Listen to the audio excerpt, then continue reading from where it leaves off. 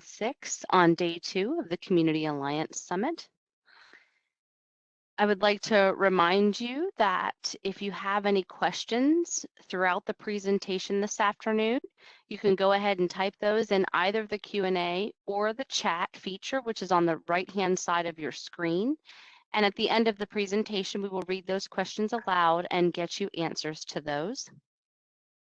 If you would like to be unmuted to ask your question verbally, you can do so. All you need to do is use the raise your hand feature at the bottom of your screen, and the host will be able to unmute you at that point, and you will be able to ask your question.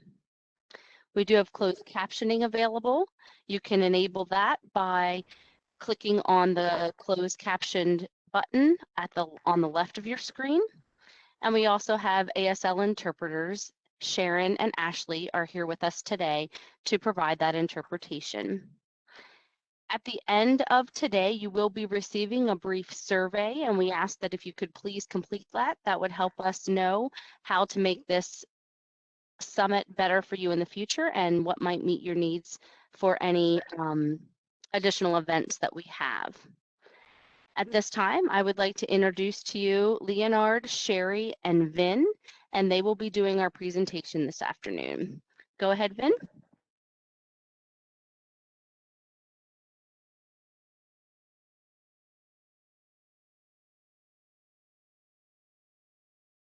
Is everyone able to see my screen? Yes, we can see it. Awesome. Okay. I feel like that's kind of the quote of the year, is if you can see my screen, or am I sharing?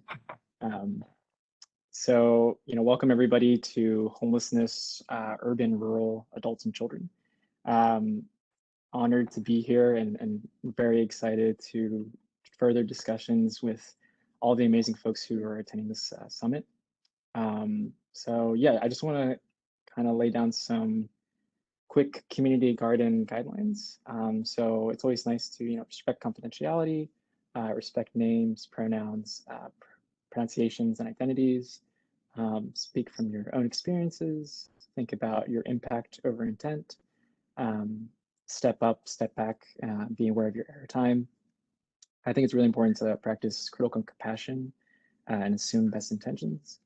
And it's always great to lean into discomfort, break your silences, and nobody holds the corner of knowledge, and we're all here to learn and grow together.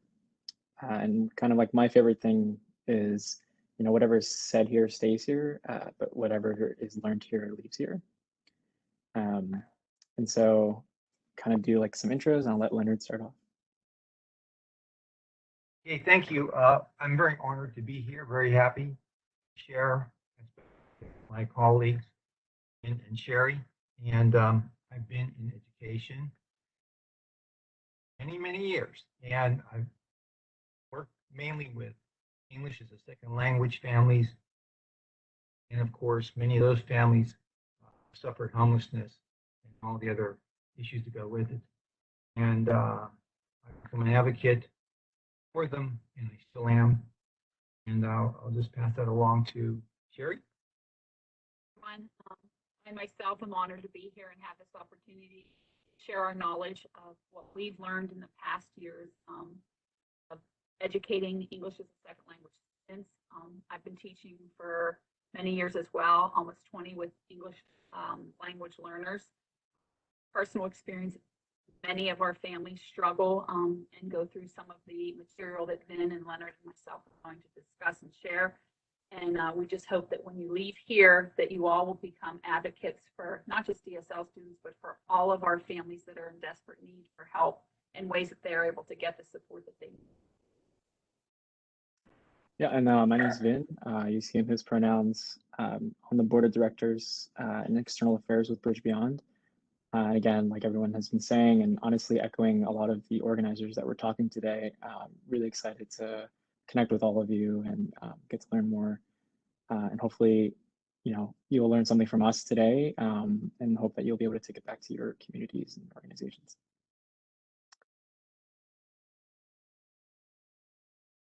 Okay, I work for Appalachia Intermediate Unit 8. For those of you who are not familiar with intermediate units. There's 29 intermediate units in Pennsylvania. We're between the schools and the Department of Education. And we provide a lot of specialty services that schools otherwise couldn't provide, such as special needs, hearing, vision, ESL, of course, which is a second language, and other very important educational services. And I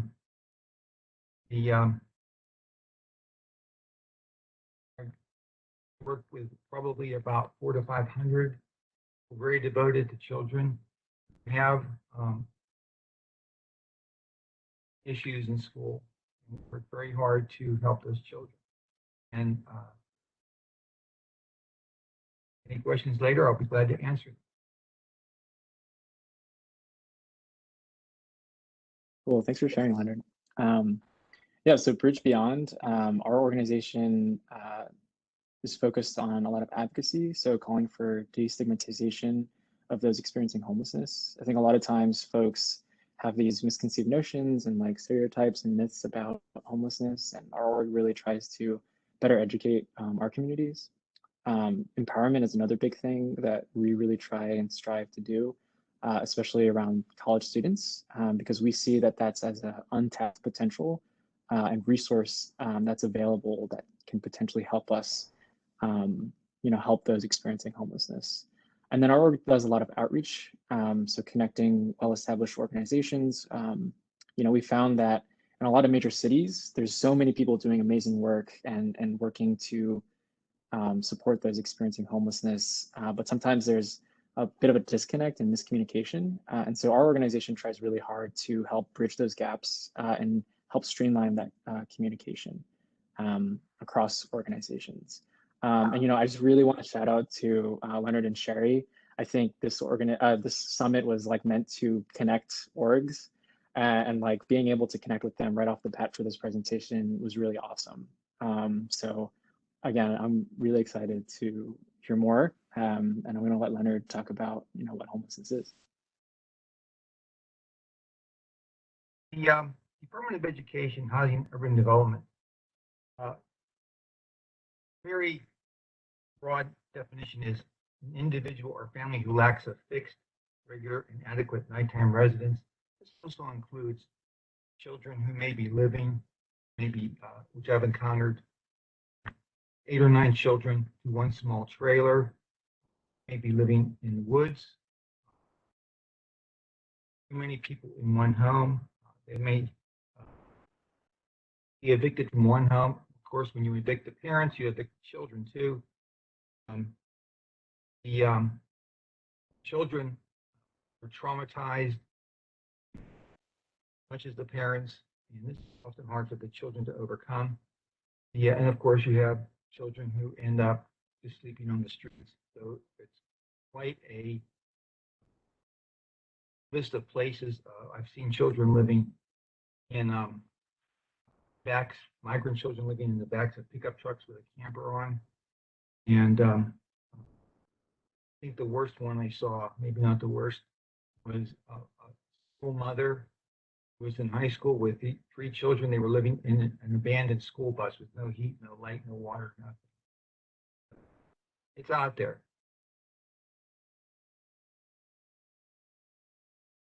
Thank you. Awesome, thanks, Leonard.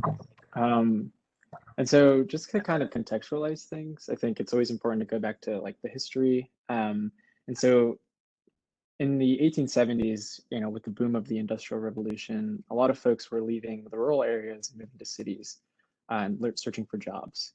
But cities weren't actually built to have the capacity for all of these individuals coming in.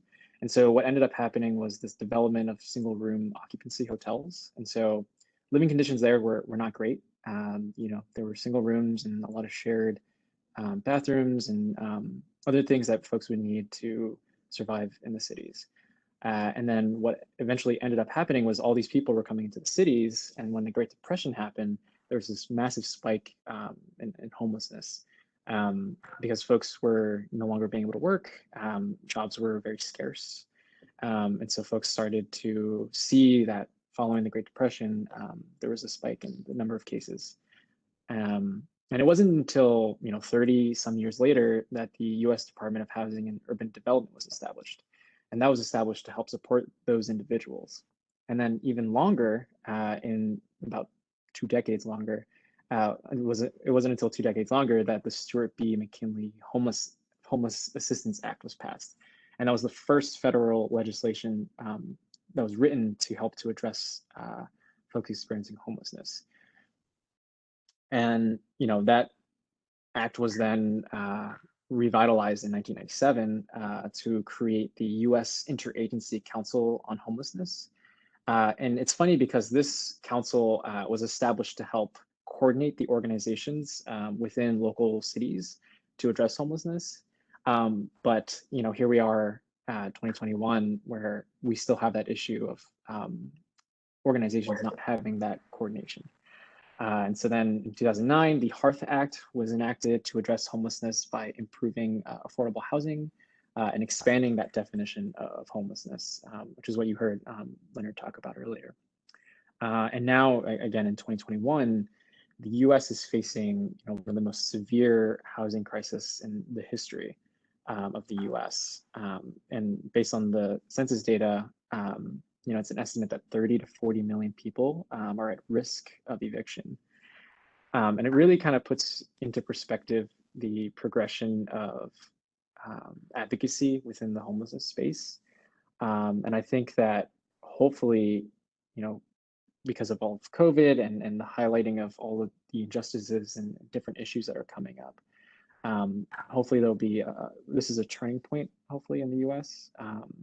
And, I think it's really important for all of us to start thinking about that in the back of our minds. Okay, I'm going to discuss some factors that influence homelessness. And as we all sit here as educators, as parents, as grandparents, aunts, uncles, and so forth, we probably want to ask ourselves, what are the causes of homelessness? Through our research, we found, the three of us, lots of information, tons of information that we feel are pertinent in getting this information out to you so we can all be advocates on what we have to do to help these families. So obviously, insufficient income and lack of affordable housing are the leading causes of homelessness. We all know now in today's world, prices are going up on everything. Families are struggling to keep an income coming in. Obviously, these families, I know personally from my school district, families that I work with, very difficult to keep the ends meeting. And after paying their rent and utilities, 75% of the households end up with less than half of their income left to pay for the necessities such as food, medicine, transport, childcare. Obviously, with COVID now, we all see it in daily news. The foreclosure crisis also plays and continues to play a significant role in homelessness. I think we have to take into perspective that when we see these families, and again, on a personal level, I have families within my district that all through COVID, prior to COVID, I would meet with my families, pull up to their driveways, drop off boxes of food. You would think they hit the lottery. And I'm talking, I would buy chicken breasts, I would buy snacks for the kiddos, whatever it was. And the reward that I would get from those children, standing on the front porch waving and giving me the I love you sign means more to me than our paycheck combined together. These families struggle. And I think as educators, again, as family members, we have to do something. And Leonard and I said, we're honored to be working with Ben because there's a lot of help out there. It's just the fact of how do we get there? How do we help these families to help themselves? I also wanted to point out that obviously right now with COVID, families being home, the domestic violence, I'm going to go through the list there, but has skyrocketed for women and children ending up in shelters. Dad's not working, mom's not working, they're home together, and a lot of tension arises. They're stressed on, are they able to make their rent payment? There's nothing in the refrigerator to eat for the children and so forth. Another area that we want to talk about is the evictions from homes due to the skyrocketing increase in housing costs. That's on a daily basis. Milk's gone up, gasoline has gone up. These families who don't even have, as Leonard said, kerosene or even a heating device within their house. This past winter, I have donated 2 of my heat and pures to families who needed heat. Gentrification, meaning that instead of these houses that are being built, these big companies are coming in and building these big extravagant homes that obviously the lower class families are not able to afford. They're big, beautiful homes. Yes, they can have that feeling of, yes, that's going to be our new home, but the property taxes go up and they're not able to afford that.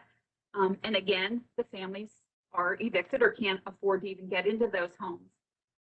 Harmful redistricting. This happens all the time, and I've learned this through communication with Vin, that the property lines are actually moved now, and which gives the property taxes that go up.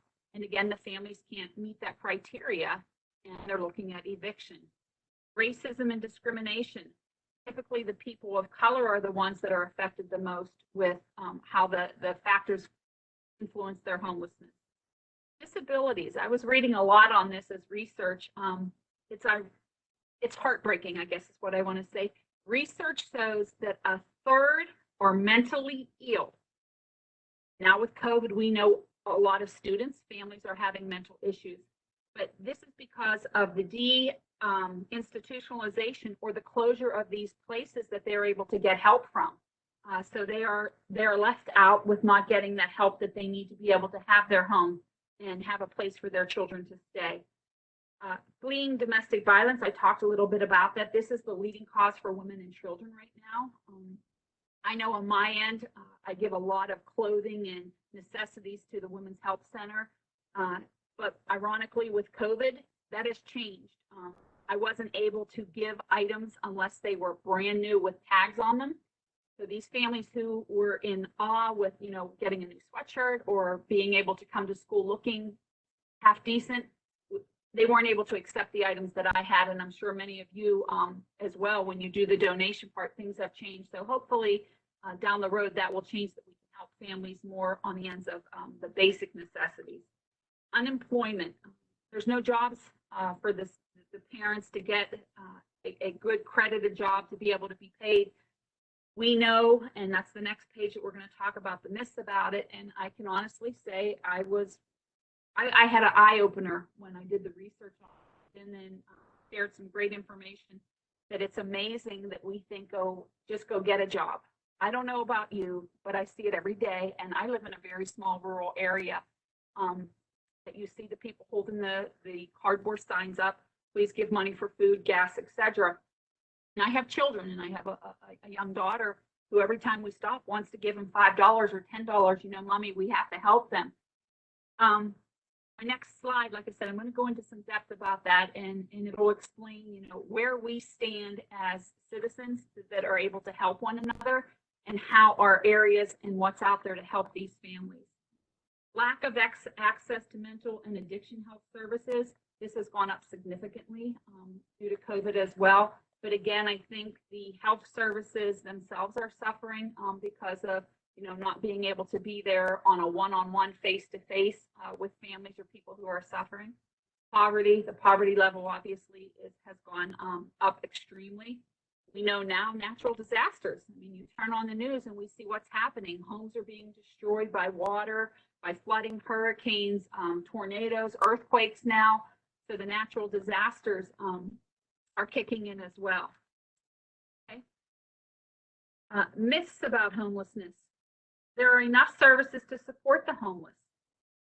Homeless people should just find a job, and I'm going to really talk about that one.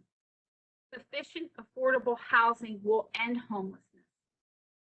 Now, we can all sit here as educated individuals and read and ponder over these statements that are made. But again, we have to be thinking to ourselves, what can we do to help these families? And I am going to say that in our area where Leonard and I work, we are in a rural area, and we see families. His experience of seeing that family living in a school bus was heart-wrenching.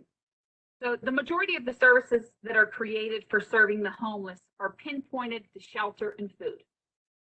While these services are valuable, they do not address the larger institutional barriers to break a poverty cycle. Job support, healthcare, affordable housing, and family services are a few of less obtainable amenities. Solutions to homelessness must include temporary and long-term services for rehabilitation. In addition, urban centers are more likely to have services for the homeless, while access is particularly limited to rural areas. To create more permanent methods of release, organizations must approach homelessness holistically. For example, when we take a look about the unemployment, and that's the one that we talked about, oh, they should just find a job. I am as guilty as probably 80% of you. When you hear that statement, yes, there's help wanted all over the place. But do you really think what partakes to these homeless people? And I'm just going to read exactly some of the things that Vin had shared, Leonard and I both had researched that really hits home. Find and keep a job. People usually have to have a resume, reliable access to transportation, clean clothes to wear, and have a means of contact like a cell phone. We all know homeless people don't have that. Homeless people often cannot fill out a job application without these requirements or without help.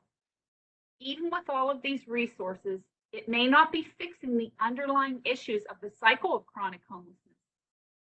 Securing a job might happen, but reoccurring issues might deter people from stabilizing an income source. It is a definite misperception that homeless people are lazy and should find a job. The fact is, finding a job is harder than it may seem. Okay? Slide, please. The unfortunate truth, every year in this country, people are evicted from their homes, not by the tens of thousands or even the hundreds of thousands, but by the millions.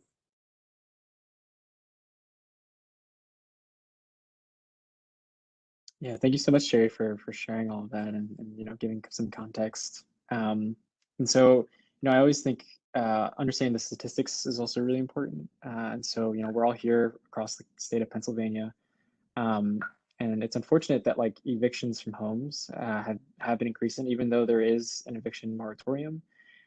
With the increasing in housing costs, once that moratorium ends, it's kind of like there's this bubble building of individuals who are going to be evicted if we don't do something about it, unfortunately. And that's there's about nearly 1.4 million people at risk for that. And it's really as Leonard and Sherry have shared, they're both educators, and nearly 40,000 students were identified as experiencing homelessness in 2019 to 2020. So I can't imagine what could potentially happen within the next year or two once those moratoriums end. And in the state of Pennsylvania, about 10 in every 10,000 people experience homelessness, unsheltered and sheltered. And of an estimate about 8,000 individuals experiencing homelessness, about 5,000 of which are people and families with children, 700 of whom are unaccompanied homeless youths, about 1,000 are veterans, and about 2,000 are chronically homeless individuals. And I think it really puts into perspective that this is an issue in Pennsylvania. And obviously it's an issue across the country and across the world. And I think it's something that we should always be cognizant of and aware about. And so I think it's also important, as our talk has kind of posed us as urban and rural areas. You can see that since about 2013, there's been a rise in folks experiencing homelessness in cities. But there's also a steady rise of folks who are experiencing homelessness in the rural areas and suburban towns. So it's not just primarily a city issue, it's slowly becoming an issue within suburbs and rural areas. So I think for folks who try to think that, or who make the assumption that, oh, homelessness is just an issue in big cities, this issue is growing over time, with the rises in costs of living everywhere.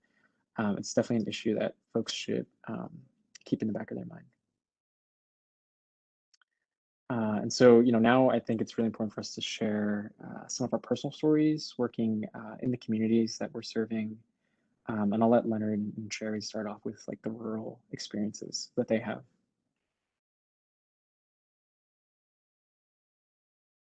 The experience that I've had in school is I taught at a vocational fitness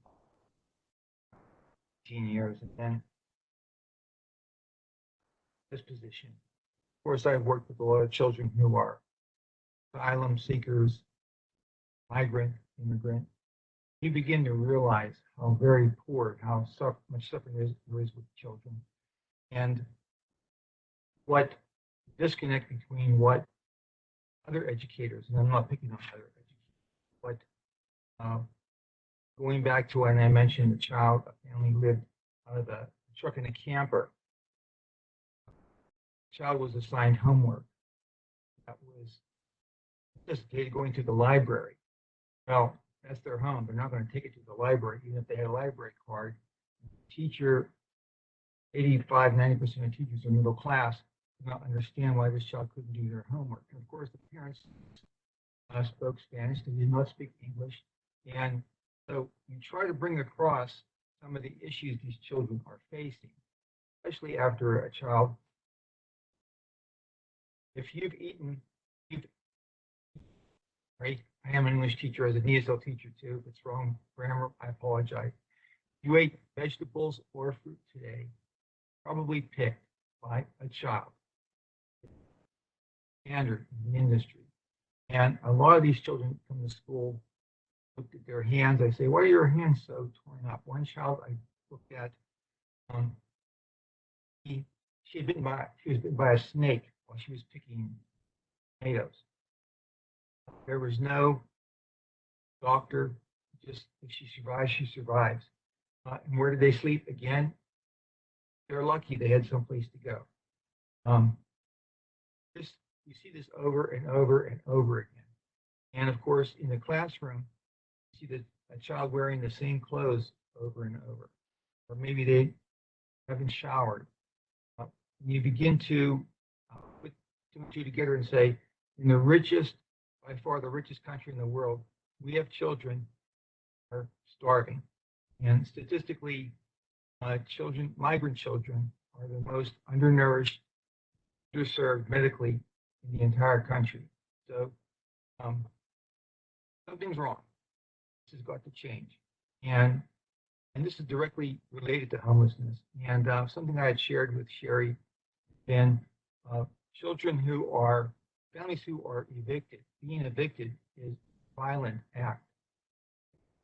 Many people term it as an act of violence.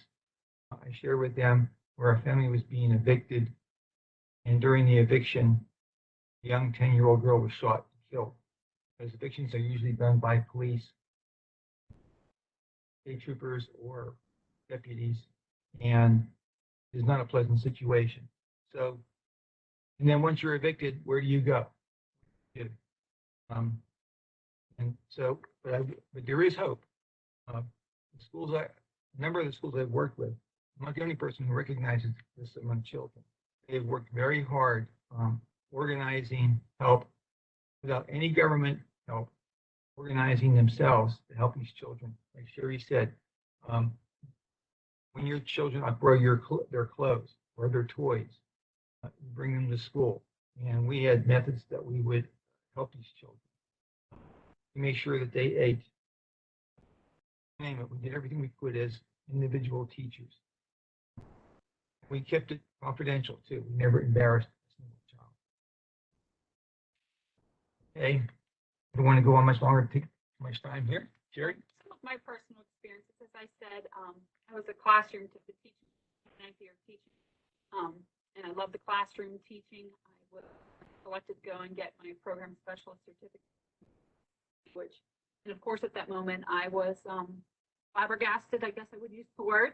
I loved my kiddos in my classroom. It was the day before Christmas break that my superintendent knocked on my door, and I'm in a first grade classroom with 19 little kids around me singing and giving them their Christmas presents. And he told me, today will be your last day in the classroom.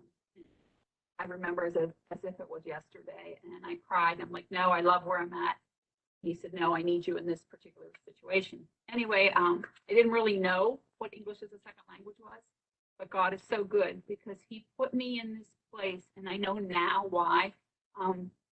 My rapport with my families, my students, is above anything I've ever experienced. I've been teaching. I've seen a great deal of poverty. I've seen homelessness.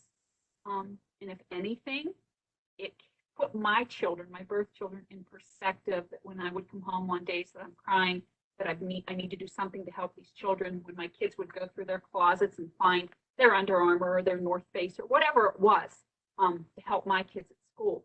Now, I teach in Hollidaysburg Area School District, which is a phenomenal school district. We have incredible teachers, we have incredible students, we have families that need our help. We pitched in together, and on a personal note, I do want to share, again, we don't label our students. We all know that when we're in a classroom and beautiful faces sitting across from us, we as educators know which ones need the extra help, which ones we see wearing the same sweatshirt every day. So some of my personal experiences, I will say, more so has happened in the past 5 years than in my last 19 of teaching English as a second language. I actually got a call from a colleague of mine that was concerned on the out districts of Hollidaysburg, wasn't our area, that she saw a family sleeping in the back of a truck. Of course, being the person that I am after school, I drove to this area that she told me, and it was a family from Mexico. Oh my goodness, they were probably ranged every year. There was probably at least 6 to 7 little children running around, and when they saw me, they scattered, and I was trying to introduce myself. I wanted to help them. The auntie come out, didn't understand English. It was a 7-year-old that was able to interpret what I was trying to say to them. I wanted to know, are you enrolled in school? I wanted to help you. I had my name all written out. Lo and behold, that connection changed that family's lives, as it was another district near and dear to Hollidaysburg.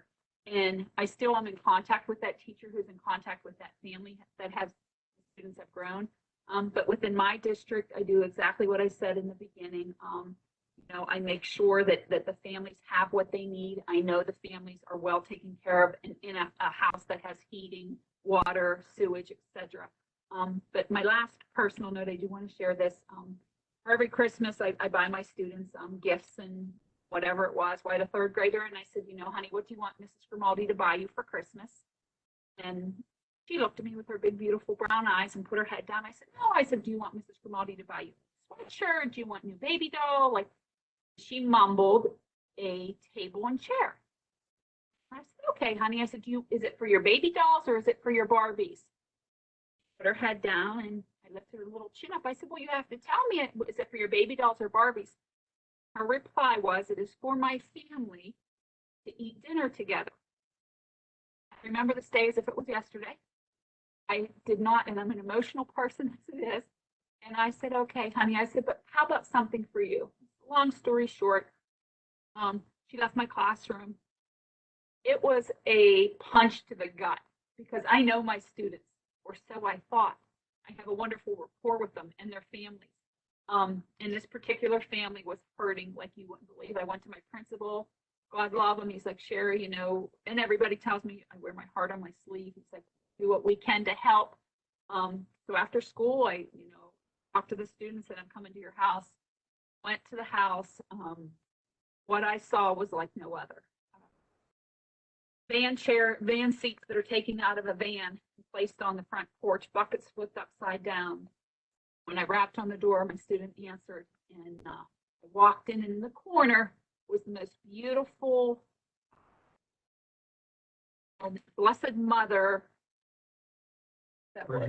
Yeah, but it was like it was just beautiful, like a setting with candles and so forth. But in the corner, I could see, as she told me, I said, what did you eat on? And she said, those gray bricks that you build houses with and piece of wood. Well, lo and behold, as I looked in the kitchen, that is what I saw. Buckets turned upside down, a piece of wood, and the cedar or the ceramic blocks to build a house with. So I came back to school right away, started talking to my colleagues, and I'll tell you what, it was life-changing in this particular school building. Teachers got together. We got Christmas gifts all wrapped. We wrapped them in different color coats from Santa for the kids. We got tables and chairs, mattresses that they were able to sleep on. I'll tell you what, that was the most inspiring and touching moment that I had in my teaching career. I remember it like it was yesterday, but it opened up a lot of teachers' eyes within our district, but more so on the outside community. And it made me more aware, not just, as passerbyers in a grocery store or at a playground. We are citizens that we have to help each other when we can. This family now is doing well. They're on their feet. There were 13 of them living in a bedroom house.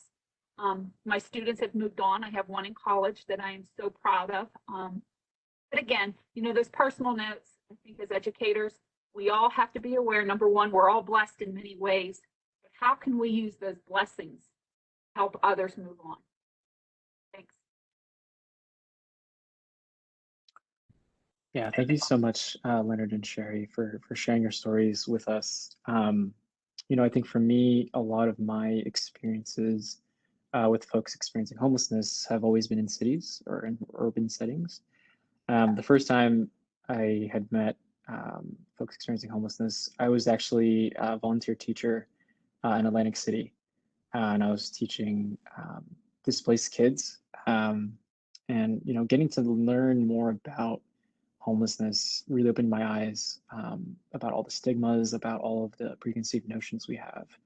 And so I think one of the most rewarding things is being able to provide a space for folks experiencing homelessness to have a kind of like a normal interaction, a normal experience. I think a lot of times in cities, people will,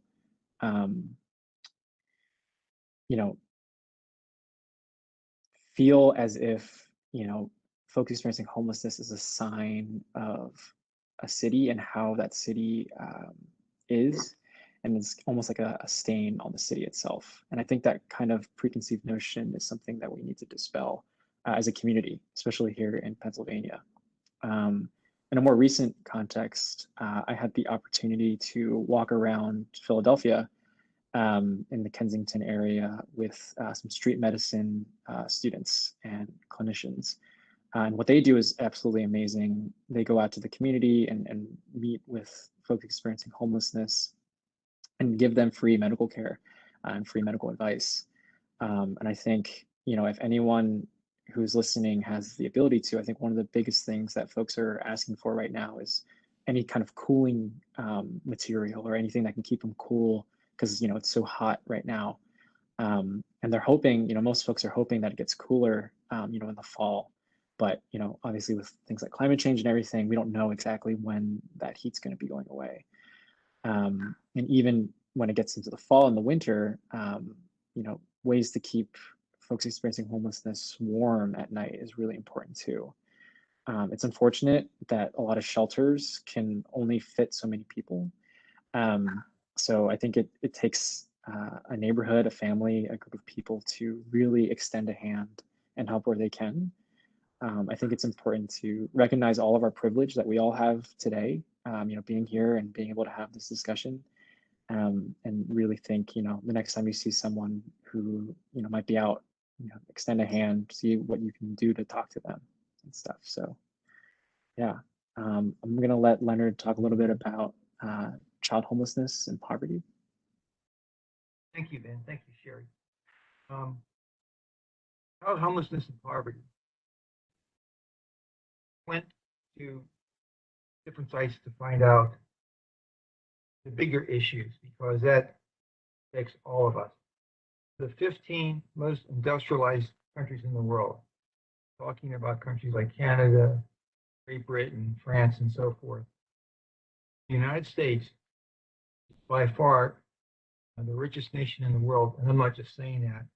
I don't want to go into statistics with gross national product and all that. But we have twice as rich as the nearest country. We're fifth from the bottom, those 15 in child poverty. 20.5% of all children in the United States aged 0 to 17 live in poverty.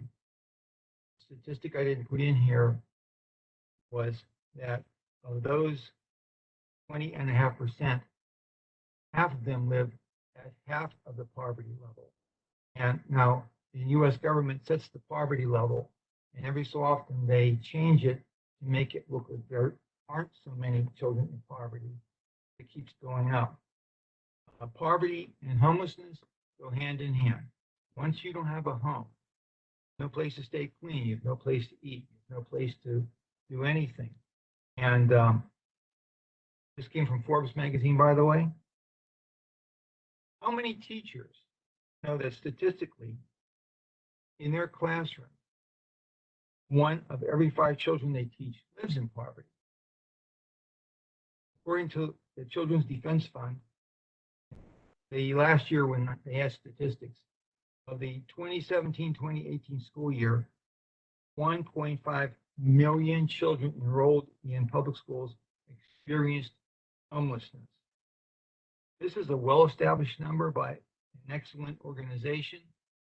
The number is rising meteorically. As Ben and Sherry pointed out, with the end of the where the evictions have to be stopped, moratorium, that's going to be a big change.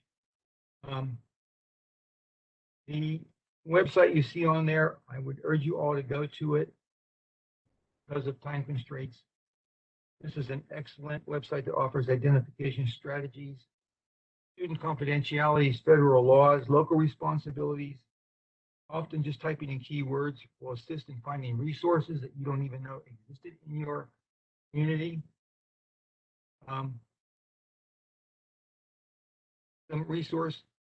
information on students in New York City.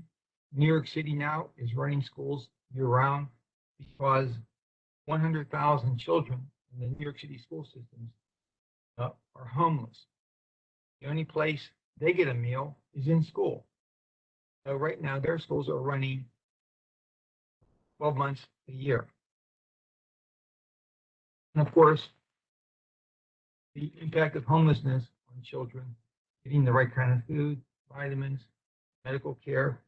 You know what that does to a child, even stunt their growth. Now, when I was still working at Appalachian Intermediate Unit 8, the teachers and the staff, we were what's called a full-time high school. We had academics and technology. We asked for a room to serve the children who were poor and homeless.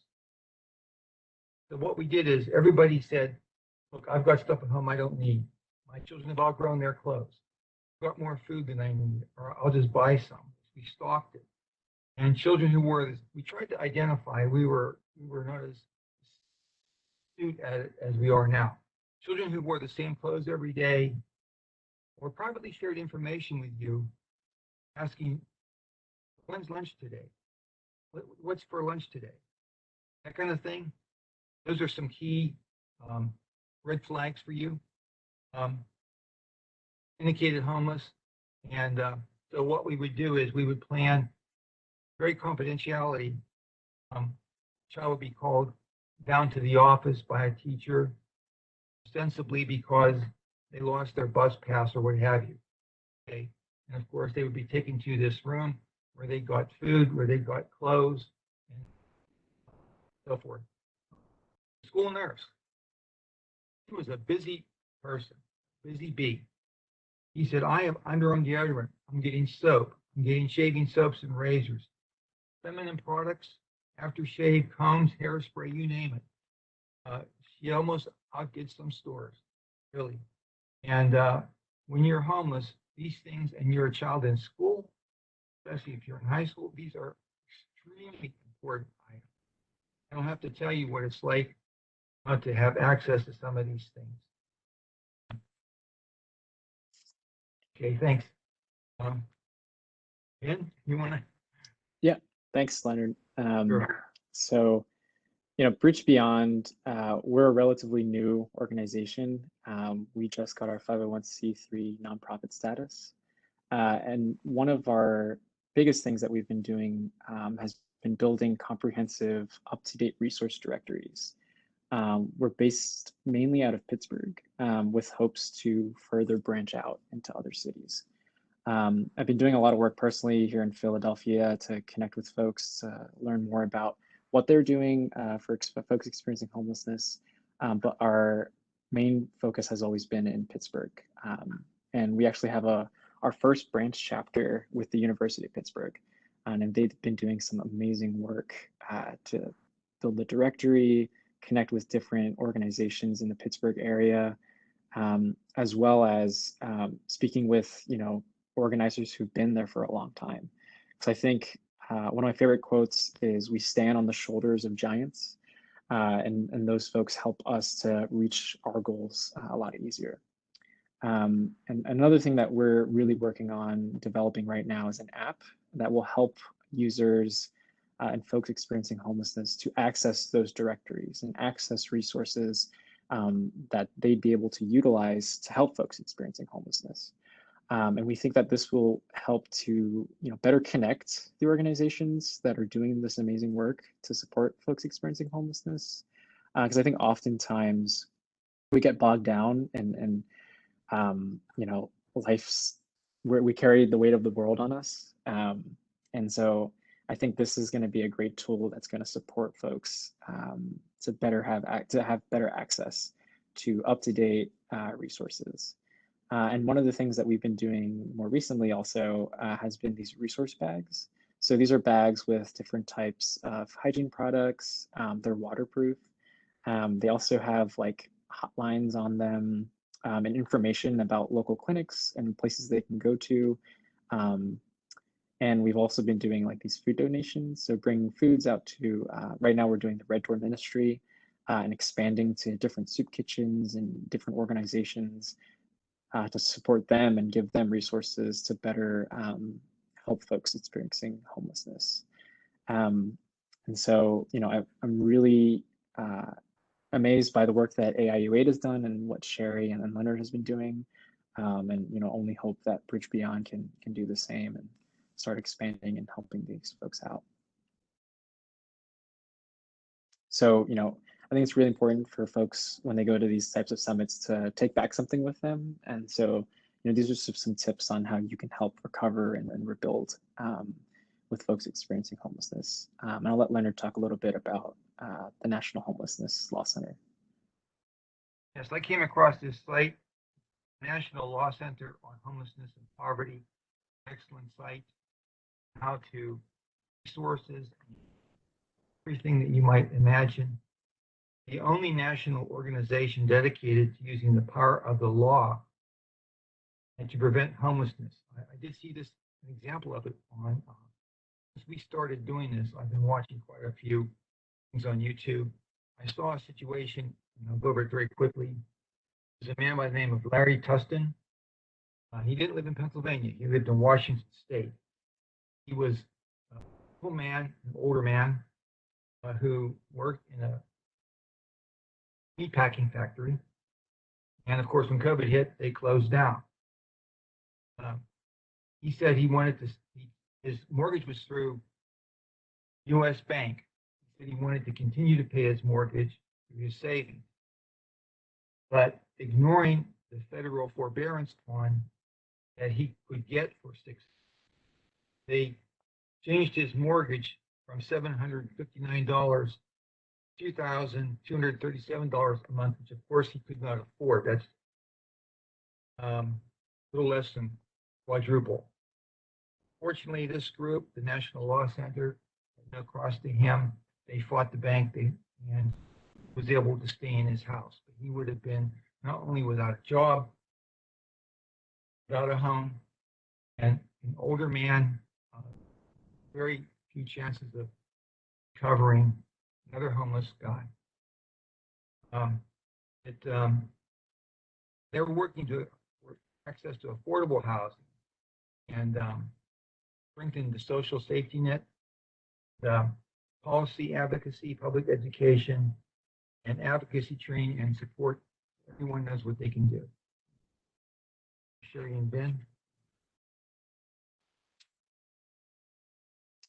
Yeah, and so, some other ways that folks can get involved is just educating yourself, read, listen to podcasts. Definitely do the work to research nonprofits who do work with folks experiencing homelessness. Attend amazing summits like the PA Community Alliance Summit. start volunteering at local shelters, donating to organizations, whether that be money or goods, and really connect others to folks in your networks who might be able to help. Again, really appreciative of the space and being able to talk with all of you today. And I like to end talks with like a joke. So I like to say that, everybody here at the summit is like a scarecrow because they're all outstanding in their field. Good one, Vin. But yeah, please, if you have any questions or anything, please let us know and would love to connect.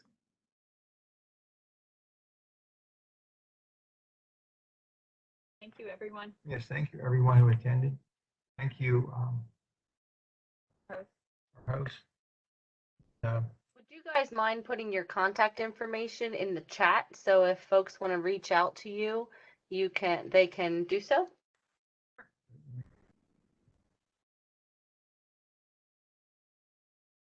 Thank you, Becky, Rochelle.